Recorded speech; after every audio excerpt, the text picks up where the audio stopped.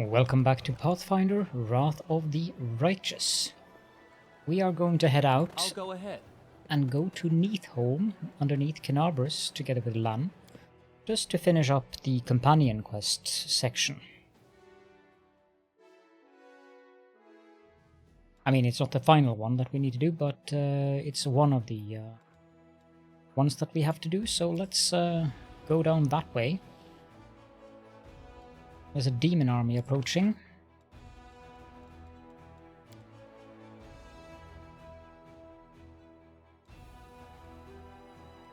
Yeah, that should be fine.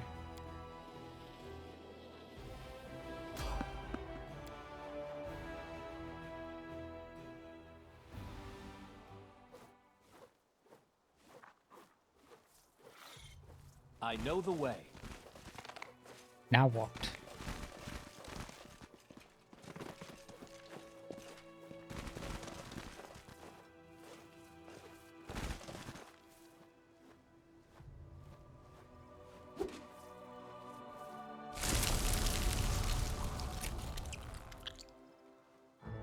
Of all the scrolls the Intendant gave us, you chose this one?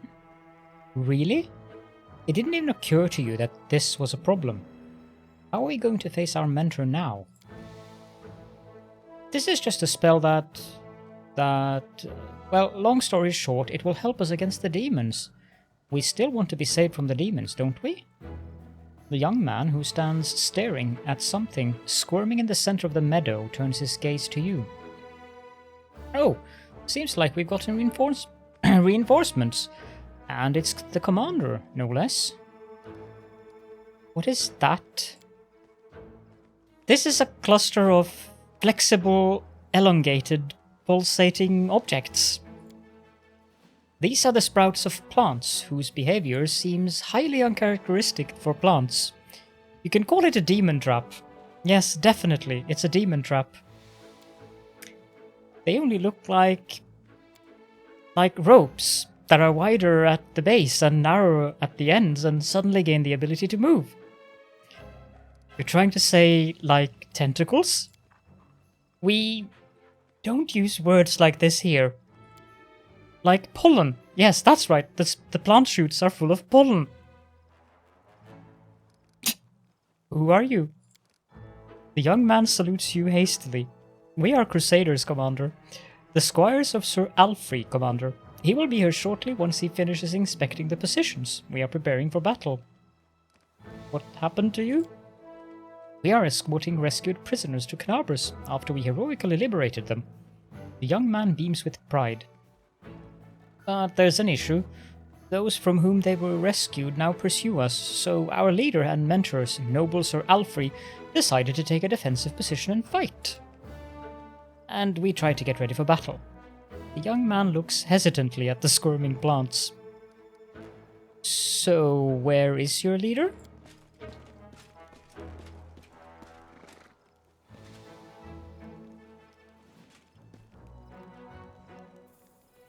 He is here and hurrying to appear before you. The Azimar standing before you screams of chivalry. His armor and gear have seen many battles, but they are carefully polished. Every belt is properly fitted, and every buckle sparkles. The Azimar gallantly greets you. My sincere greetings to the Knight Commander of the 5th Crusade, the hero of the battle for Kenabres and the battle for Dresden. Meeting you is an indisputable honor for me. I am Sir Alfree, a loyal follower of Divine Iomade, a knight, a nobleman, and a crusader. These young men are my squires, and we... The knight interrupts himself and turns his gaze to the sprouts springing forth from the ground. His eyes go wide. What is this? Sir, as we were about to depart the garrison, the Intendant Arcanist gave us a scroll that creates a demon trap. We decided that now is the best time to use it. This is a very good trap. These, wriggling serpent-like grabbers can firmly hold a demon. Exactly. These rope-like moving, sprouting pseudopods have the optimal shape to grab and immobilize a demon. Why don't you just call them tentacles? The first squire grows pale. The second one clutches his chest and steps back. A martyred expression appears on Sir Alfree's face, and he seems to struggle for a moment. Then he says, I respect your opinion immensely, Commander, for it is born out of your wisdom and experience, and yet it does not seem to me that these vine-like magic devices deserve to be called that. But still, what's your problem with tentacles? The squire gives you an accusing look. The knight adjusts a strap on his armor with a nervous gesture. I am flattered by the interest of such a heroic leader in my humble self, but if you will allow me, I would prefer not to answer the question about my issues with the limbs typical of octopuses and other sea creatures. They are connected to a harrowing and traumatic episode in my past, one I prefer not to remember. I am positive that, compared to the scale of affairs and tasks the leader of the Crusaders must face every day, this issue is insignificant and hardly worthy of mention. Forgive us our tactless questions, noble sir. Darren gives the knight a disarming smile. Every person has a right to have secrets of his or her own, and it would be most disrespectful of us to infringe on this right. I thank you for your tact and sympathy, my noble comrade in the crusade and my kindred in celestial blood. The knight nods gallantly to you. No, I just can't take it anymore. Why did the Duchess say that? Here I stand waiting for a story that would make a brothel veteran blush, but instead he just spews out dull pleasantries. He said it to provoke a reaction from the audience, so you or someone else would snap and start bombarding the man with questions. Darren brushes an invisible speck from his sleeve. These are just two special virtues in my world, my dear tailed friend. The first is the ability to shut your mouth when necessary. I have this one, although I consciously choose not to use it on most occasions. And the second one? Hello? What's the second one? Oh, why did you stop talking? Oh. Be brave, Sir Alfree. Don't run from your fears. Say, tentacles, proudly and boldly, and let the shadows of your past recede. A fire flares in the knight's eyes. What heartfelt words! I am humbled and grateful that you took the time to address me in the dark corners of my soul, so to speak. I feel like your words have awakened something in my soul, something worthy of pride. We have cleared up the question that troubled me. Now is the time to turn our attention to more pressing matters. Tell me, my squires, did you brief the commander and outline the gravity of our situation? Yes? Oh no, I don't remember. I think something was said about a very, very nasty demon. The knight sighs. I beg your pardon, and I ask that you not judge these young men harshly. They cannot be blamed for the lack of diligence, they are just young.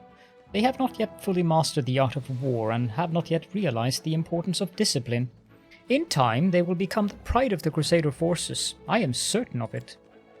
The squire smiles as he listens to the knight's words. The second squire proudly thrusts out his chest as he discreetly tries to wipe up a clump of mud from his armor. I'll brief you myself, Commander. A monster really is pursuing us, but it is not a demon. It is something even more heinous and unnatural, a demodant. The assessment of it as a very, very nasty creature is accurate. My squires and I raided its lair and liberated several prisoners this thing was going to drag to the abyss, but now the monster is coming after us. I estimate it will be here in half an hour. We plan to fight. Be happy to help you. This is wonderful, Commander. It will be an honor to fight side by side. Please prepare yourself, for a very, very nasty demodant will soon be here.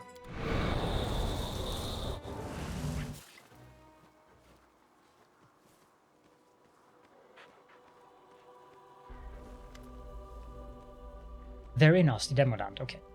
The creature that appears before you looks alien and disgusting, even to those accustomed to the abominations of the Worldwound. Very, very nasty is a fitting description. Its flesh seems to boil and melt, and long dark growths constantly shift and stretch along its flesh. The demodant stares at Sir Alfree. A mortal with the blood of heaven? I recognize your smell. It was you who dared break into my lair and steal my offering to my masters. For this, you will become an offering yourself. You and everyone with you. Are you trying to threaten me with your puny weapon? It would barely scratch me, but I can crush you like a maggot. I am the commander of the 5th Crusade, and these people are under my protection. You hear that, monster? We're not the only one standing against you. Our hero and leader stands with us. Afraid, monster, for the final hour of your villainy in the land of Golarion has come. And don't try to threaten me with your might, your invincibility, or even those... The knight casts a wary glance at the demodant's ever-shifting skin growths. Disgusting appendages. But the strength of a true knight is not in his shield, sword, or armor. A brave heart is my sword, and my faith in a righteous cause my shield. Yet even more importantly, the knight casts you a glance, then grins at the monster. This knight has the power of tentacles!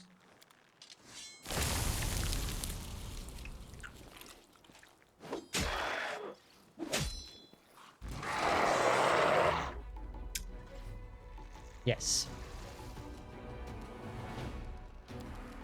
You did get... you can't cast it. You can.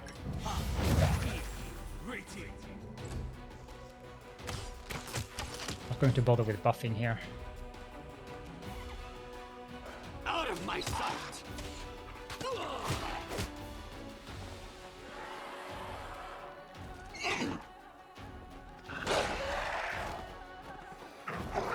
Let's try this way.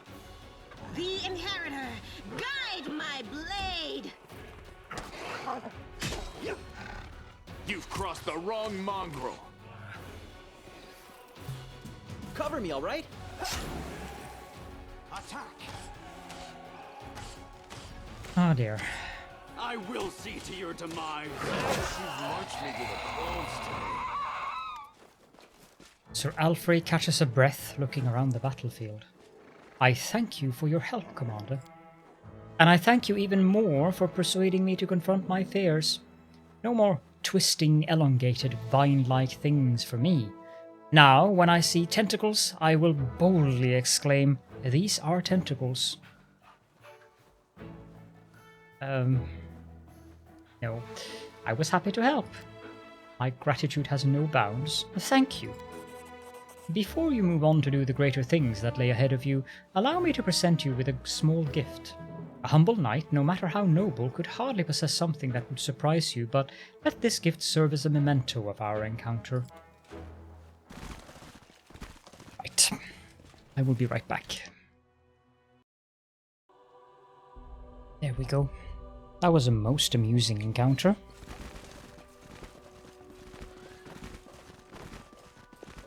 Anything else around here?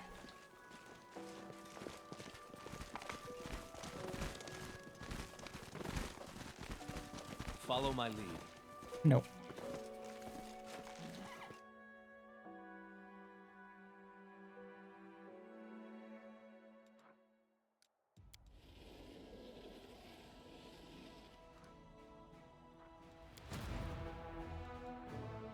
I suppose we can get rid of this army.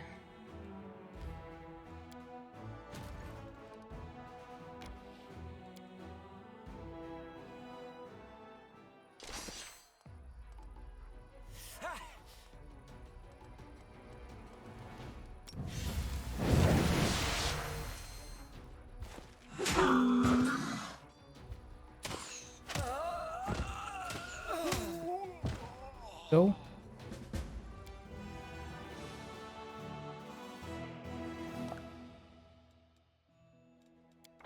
He leveled up as well.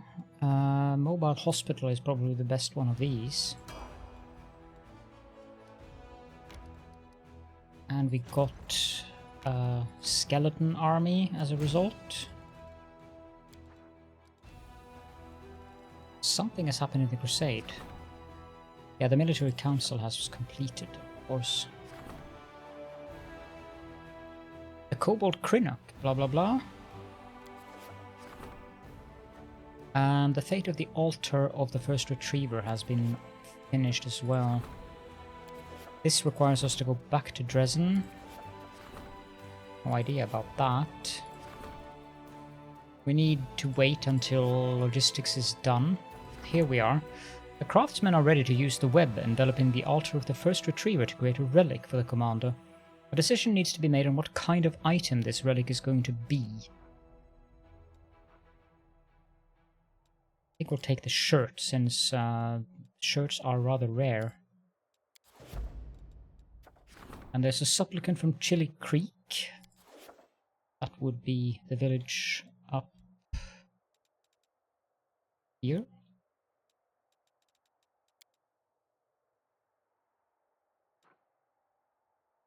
Let's just continue. We can rest down here.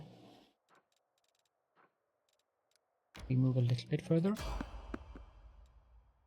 Oh, finally the skeletal salesman appears.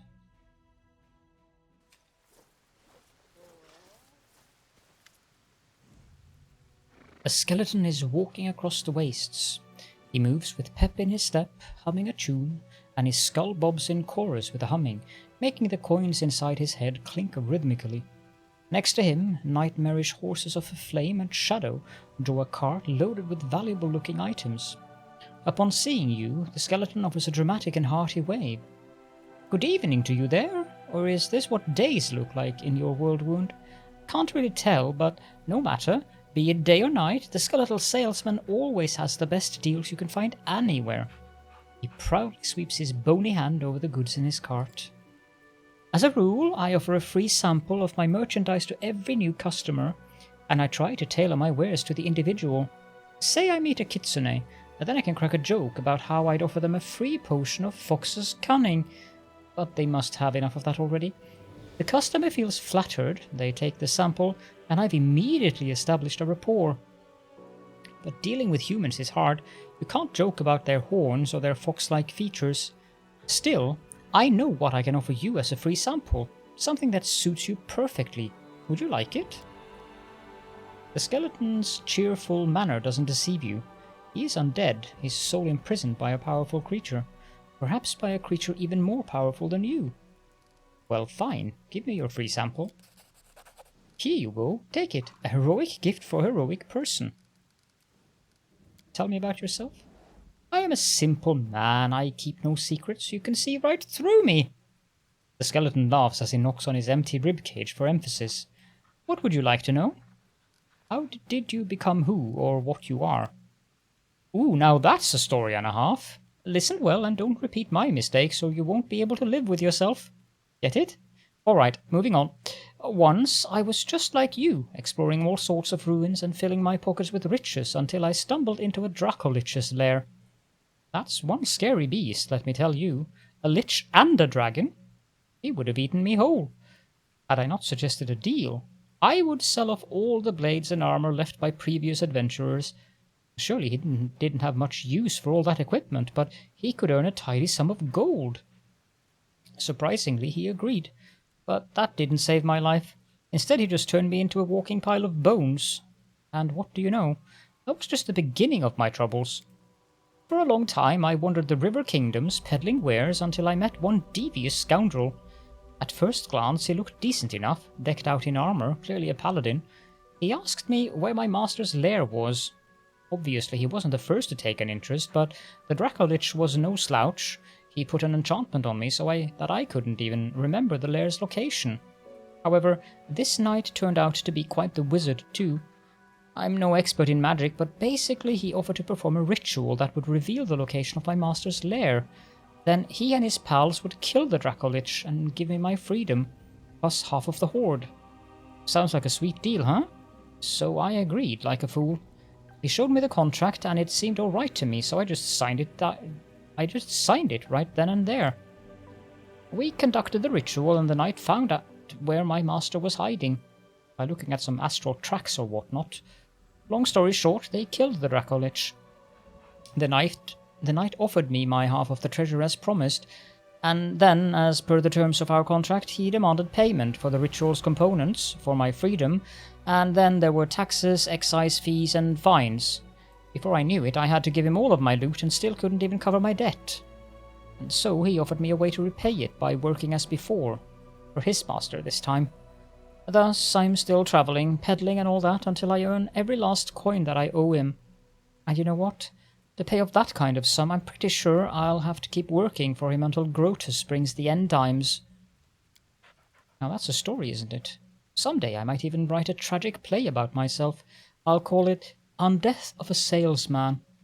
As for the moral, With a professorial air, the skeleton holds up one white finger. The moral of my story is this. Watch what you sign. That lesson is free.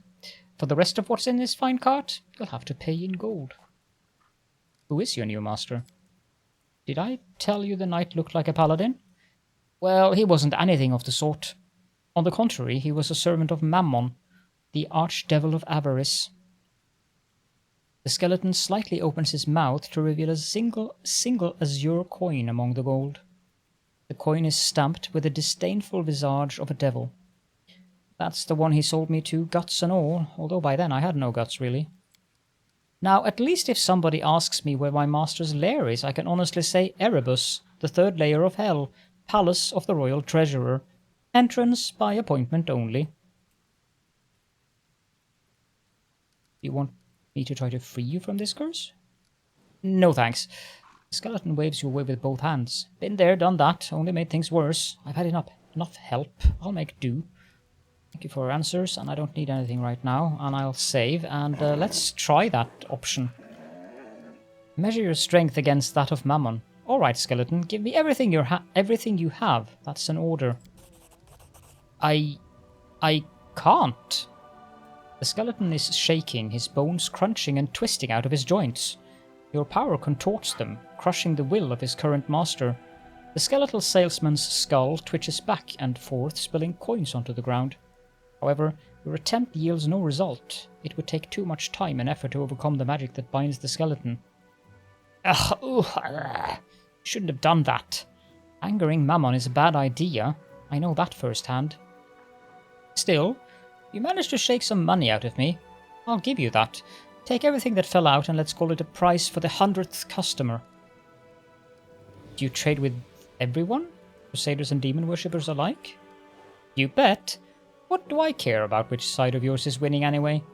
Both are buying my wares. Business is booming. Everybody needs a weapon and a good set of armor. You sell one thing, the next day they bring it back all ragged and full of holes, looking for a replacement. Sure, this war will probably end one day. Maybe the Crusaders will finally patch up that abyssal hole, or maybe this whole region will fall through it. That's when I'll pack up and go elsewhere. Golarion is a big place. I can always find new customers. Show me your wares. The skeleton joyfully rattles the coins in his skull. Here, take a good look. Pick anything you like. Buy all of it. No.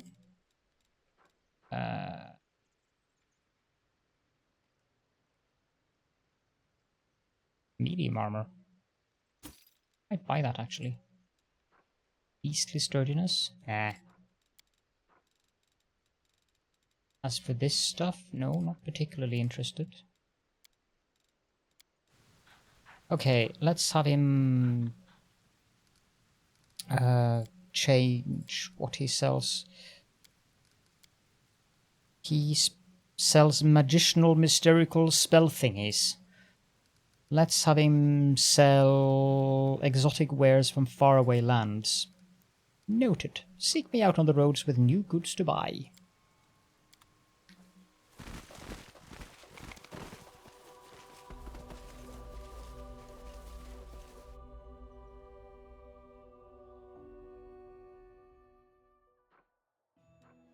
Continue. Yeah, I know we're exhausted. That'll take 19 hours. Let's move one more step.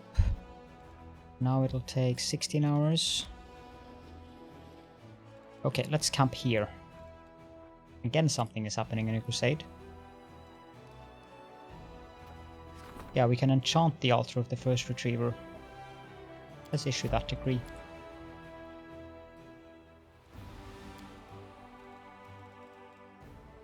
Yep. You're a master at drinking and having a good time. Have you ever thought of putting all that to good use? By throwing a charity banquet or something? My mother used to do such things, but I don't have time for such deathly dullness. Next, you'll be suggesting I traipse around the homes of deserving poor, basket in arm.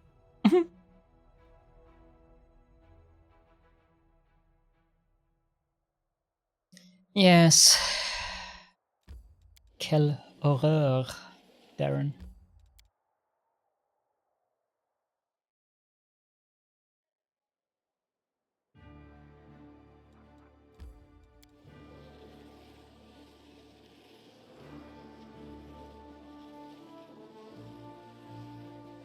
I like that mod that makes us walk faster because it saves time.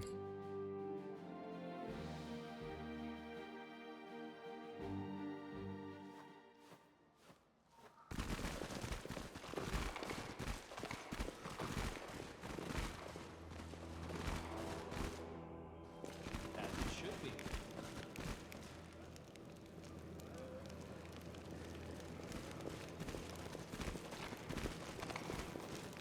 There's good things for us to loot here. Expect that. That is not far.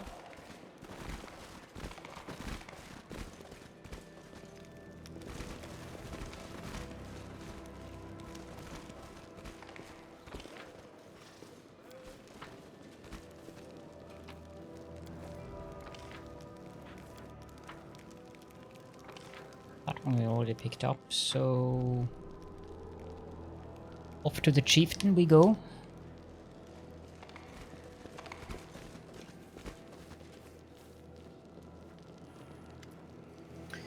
Chief Sol sits silently, either deep in thought or dozing. He is holding a package. Chief, we're back! You won't believe where we've been and the things we've seen. You and the tribe need to come and see for yourselves. Sol flinches as if jerking awake. Ah, Lan and the Uplander. That was quick. But no, we won't be going anywhere. We won't be seeing anything. Chief Sol, we have come to take the mongrels to the surface. We were going to do it ourselves. You think we lost our nerve? No. We have our reasons. No one said you were cowards. I came to say the way up is clear and we need you. The entire crusade world needs you. Look, this is the commander of the 5th crusade and he's calling you to fight with him. Lan stops, looking closely at Sol. Or did something happen that I don't know about? Wenduag came. She took Dyra. Wenduag? She showed up again?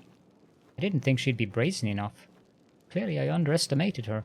What does she even want coming here? What happened here?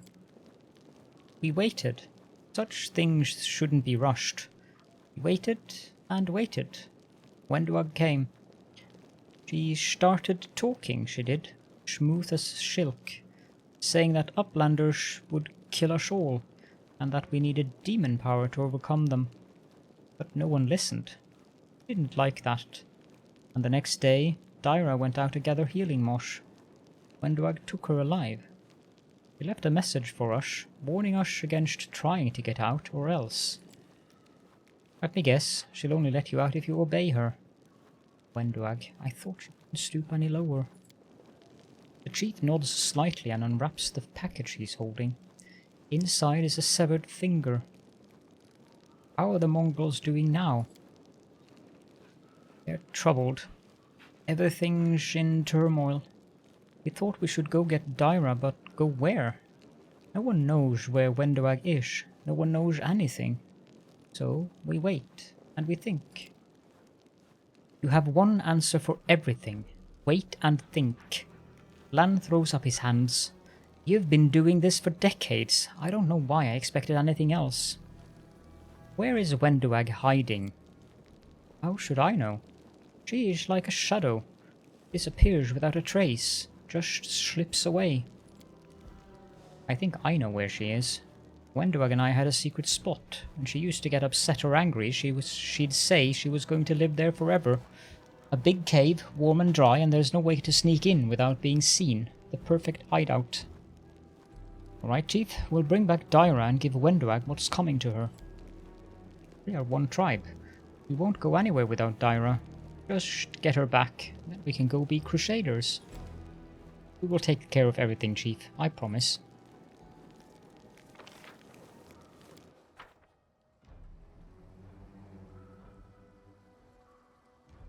So we need to head to her secret lair.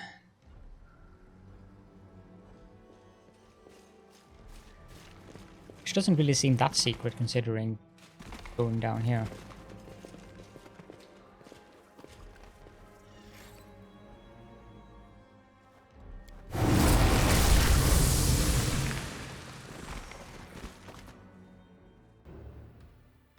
Wenduag, sitting over a corpse that has been ripped to shreds, looks up and notices you. Look who's back. Did Sol come crying that I was holding Dyra hostage? What a snitch. Lan shudders. You knew her. She was one of us. So what if I knew her? What does it matter? I do what I want, and I don't care what other people think. How does this help you? Now Sol will know you have nothing to hold over him. Wenduag licks her lips, her eyes glowing green in the dark. Will he find out? How exactly? Do you really think you're getting out of here? You're alone. We can easily overpower you. I'm not alone, Lan. My master has not left me. Even now, I feel his cold breath on my neck. Wenduag's voice drops to a whisper. He is watching. Lan looks around. There's no one here. He doesn't have to be here to know and see everything. So you've been hiding in this cave the whole time, like a rat. Wenduag stretches and licks her lips lazily. Attack me, and you'll find out how I've been spending my time.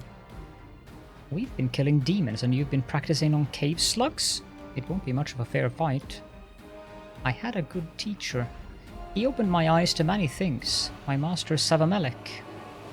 Enough talking, you murderer. I'll tear your throat out. I don't think so. As a matter of fact, I am very, very not worried about you, Wenduag. Admittedly, she has good stats, but not good enough. Can I please get a haste spell? Not that I think I need one.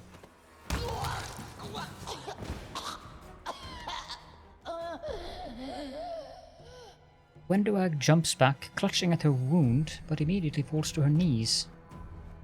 Enough. That's enough. I want to talk to you. You are an interesting specimen of a dumb but stubborn creature.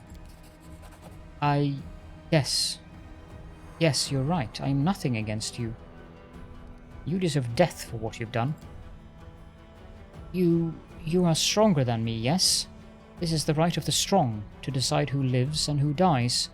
But aren't you as much of a monster as I am? Are you better than me? The fame of your dark ways, which even demons are afraid of, reached even me.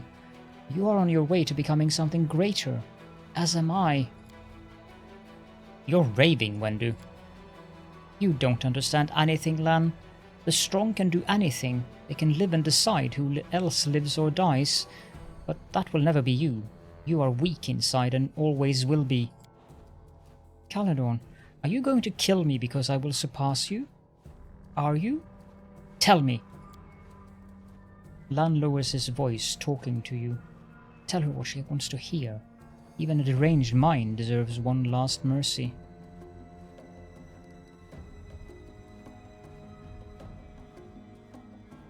I don't think we can kill her. But I'll do this.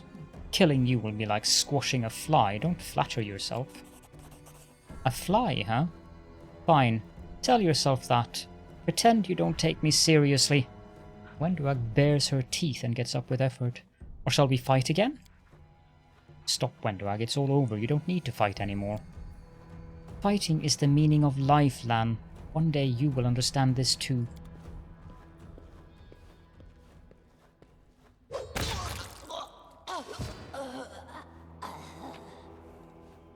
Actually can kill her. I don't want to kill her, so let me just check here. Return to Neathholm. It's definitely not this one. It's the final. Just in the storyline. One isn't here.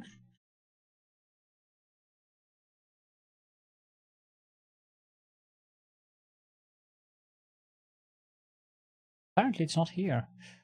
Let me just check here. Return to Neathholm.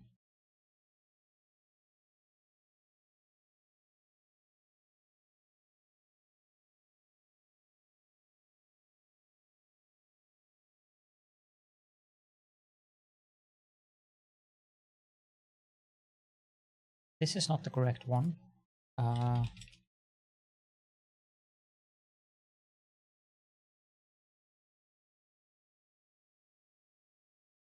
It's called Back to the Roots.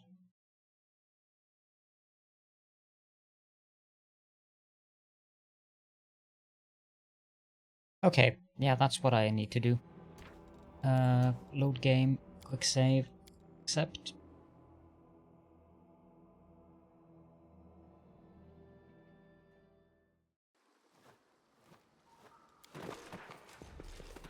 We need to pop in there again. I can pause while I do this. Here we go. So the one that I need to pick here is this one. Serving in the crusade is truly an honor, but you are not worthy of it. You're too easy to defeat. You're not even worthy of becoming my slave. Wenduag looks at you as if her world has just collapsed. No, no, I've done so much. I must be stronger. No. I suppose I have been deceiving myself for too long. The truth is, it's me sitting in the dust in front of you, not the other way around. You. I asked Savamelech about you. I dreamed of defeating you. After our last encounter, it was all I could think about, but I'm weak. I am so weak. I don't even know. She seems to actually mean it. You got your lesson. I hope you will remember it, and now get out! Wenduag grinds her teeth. I understand. You have the right of the strong. You can order me, and I will obey. I am nothing compared to you. Make sure we never meet again, Wendu. Next time, I'll kill you. And this way she will return in chapter 5 and will become a companion. If you recruit her in this chapter, you will end up with her betraying you. The body of Daira, the mongrel trader, has been ripped apart as if by a pack of wild animals. That is rather...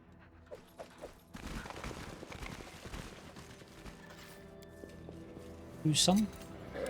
This is my kind of work. Merciless shot. Decent enough.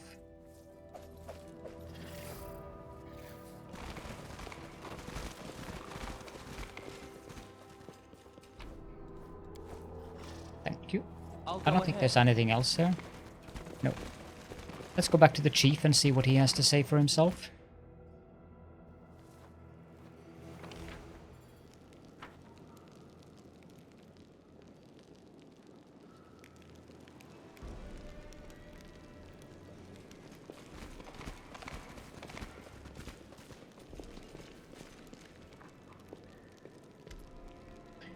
You returned. Good for you. What of Daira? What of Wenduag? One of the mongrels looks at you gloomily. You couldn't save her, could you? Lan, you went up against Wenduag. That's tough enough. None of us had the guts.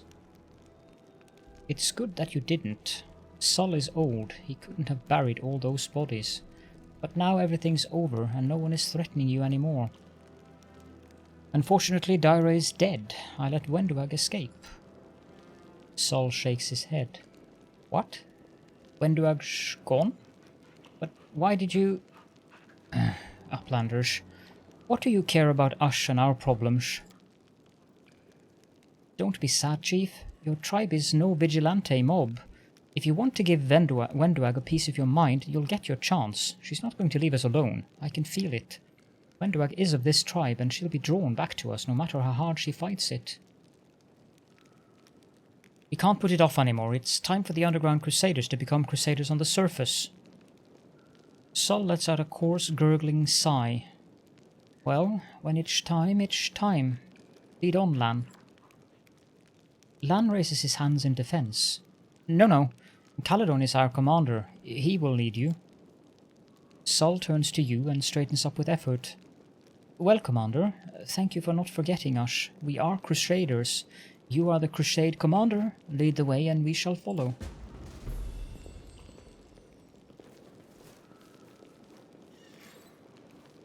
I'm not entirely sure, but at some point we should have lantern into the chief.